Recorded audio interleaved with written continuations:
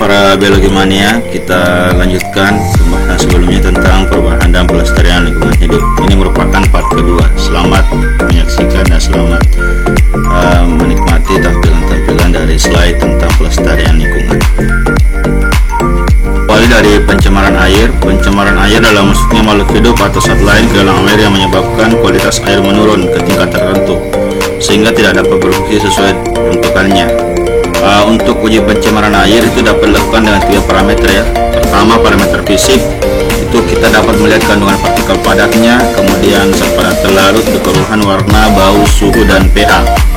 Kemudian yang kedua, parameter kimia, itu meliputi BOD ya, biochemical oxygen demand, COD chemical oxygen demand, dan DU dissolved oxygen. Kemudian yang ketiga adalah parameter biologi, itu digunakan untuk mengetahui jenis dan jumlah mikroorganisme air yang dapat menyebabkan penyakit. Oke. Kemudian sumber pencemaran air itu ada yang secara langsung, kemudian ada juga yang tidak langsung. Untuk yang sumber secara langsung itu seperti effluent atau buangan yang langsung dibuang ke dalam air, seperti contohnya air sungai, saluran air, selokan, laut, dan danau. Sedangkan yang tidak langsung itu kontaminan yang masuk melalui air tanah akibat pencemaran air permukaan oleh limbah industri atau domestik. Dibagi menjadi pertama itu limbah domestik berupa deterjen, tinja hewan atau sampah organik. Kemudian kedua, limbah industri itu merkuri, timbal, tembaga, krom, dan nikel. Yang ketiga itu limbah pertanian seperti pestisida yang menjadikan peningkatan unsur hara atau eutrofikasi. Sedangkan yang keempat itu limbah pertambangan berupa tambang emas yang menggunakan merkur. Oke. Pada gambar berikut, ini merupakan contoh dari limbah industri dan limbah domestik. Baik, untuk pencemaran tanah itu ada yang secara langsung dan secara tidak langsung juga ya. Yang secara langsung itu terjadi bila pencemaran langsung mencemari tanah, seperti penggunaan insektisida, fungisida, herbisida, DDT, dan pupuk kimia secara berlebihan. Sedangkan yang tidak langsung itu melalui perantara air dan udara. Contohnya limbah domestik dan industri itu dibuang ke perairan, lalu polutan tersebut terserap ke dalam tanah sehingga tanah itu menjadi tercemar. Pencemaran tanah itu dapat disebabkan oleh limbah yang tidak mudah terurai, misalnya plastik, kaca, styrofoam, dan kaleng. Sedangkan dampak negatif dari pencemaran tanah itu bisa mematikan organisme dalam tanah, kemudian mengganggu porositas dan kesuburan tanah.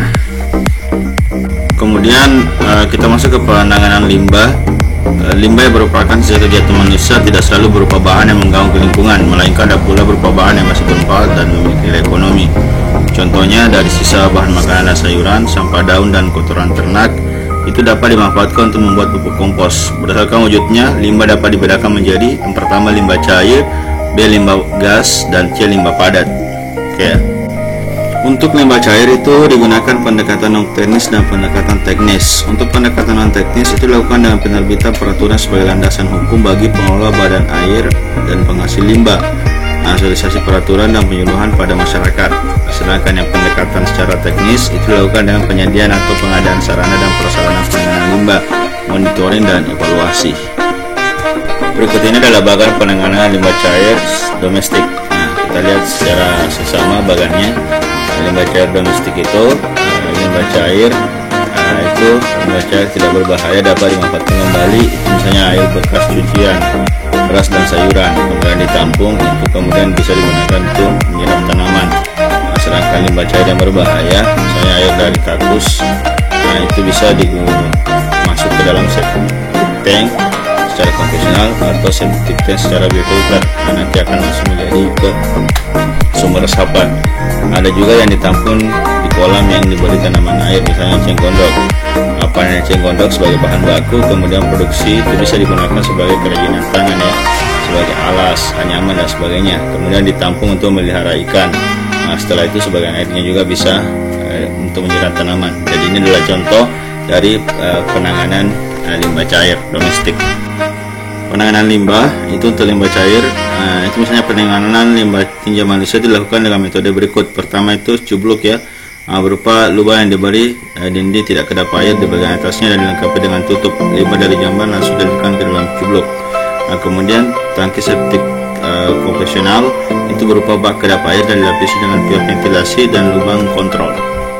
berikut adalah gambar dari atau skema dari sistem limbah tinja melalui metode Chublok. Metode selanjutnya adalah metode septic tank biofilter.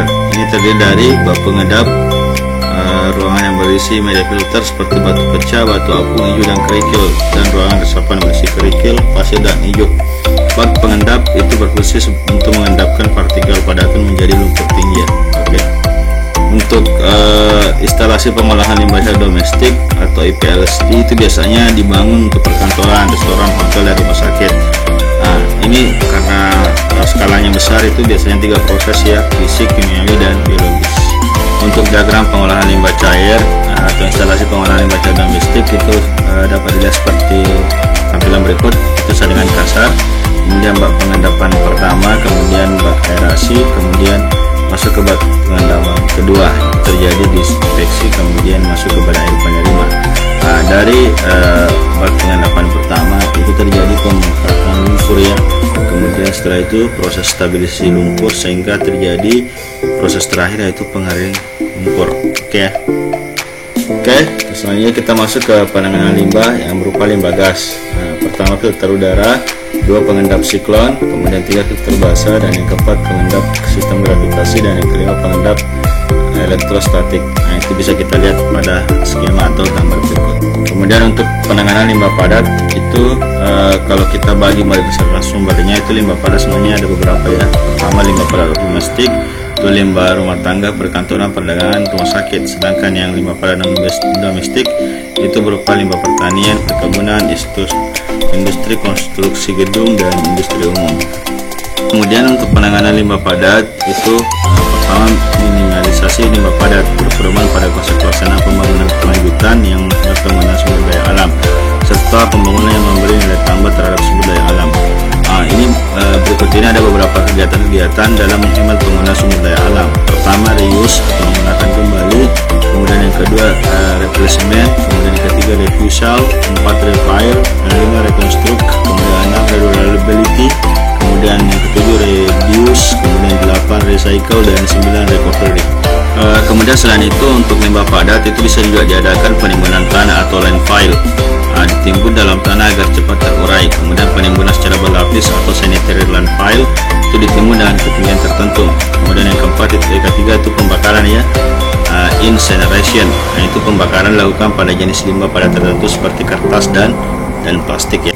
Selanjutnya untuk penanganan limbah padat itu bisa diadakan penghancuran atau pulverization, itu yang terkumpul kemudian dihancurkan dengan satu alat ya, seperti pada gambar. Kemudian ada pengomposan, hal ini yang paling sering digunakan ya. Sampah organik yang berupa dedaunan, sisa sayuran, kulit buah maupun kotoran hewan itu bisa diolah kembali menjadi pupuk kompos ya. Kemudian yang ketiga itu pemanfaatan sebagai makanan ternak atau hog feeding. Sisa sayuran, ampas tapioka maupun ampas tahu itu dapat diolah menjadi kembali menjadi makanan ternak ya. Kemudian untuk limbah bahan berbahaya dan beracun atau distilahkan B3 ya. Nah, itu karakteristiknya mudah meledak, mudah terbakar, bersifat reaktif dan korosif, beracun, dan menyebabkan infeksi. Contoh dari limbah bahan berbahaya dan beracun ini atau istilahnya B3 itu senyawa kimia, batu bara berdosa, limbah radioaktif, limbah patologis seperti jaringan, darah, cairan tubuh, plasenta. Nah, kemudian bekas jarum suntik, deterjen, bekas dan bekas infeksi kulit dan lain-lain. Untuk kemudian penanganan limbah B3 ini, yang pertama melakukan reduksi, mengolah dan menimbun, kemudian menyerahkan ke pihak pemanfaat limbah B3, mengolah dengan teknologi, kemudian mengekspor ke negara lain, kemudian teknologi pengolahan limbah B3 ya. Nah, kemudian menyimpan paling lama 30 hari dengan volume kurang dari 50 kg per hari, atau ini menjadi persetujuan berpedal ya oleh pengendalian lingkungan hidup.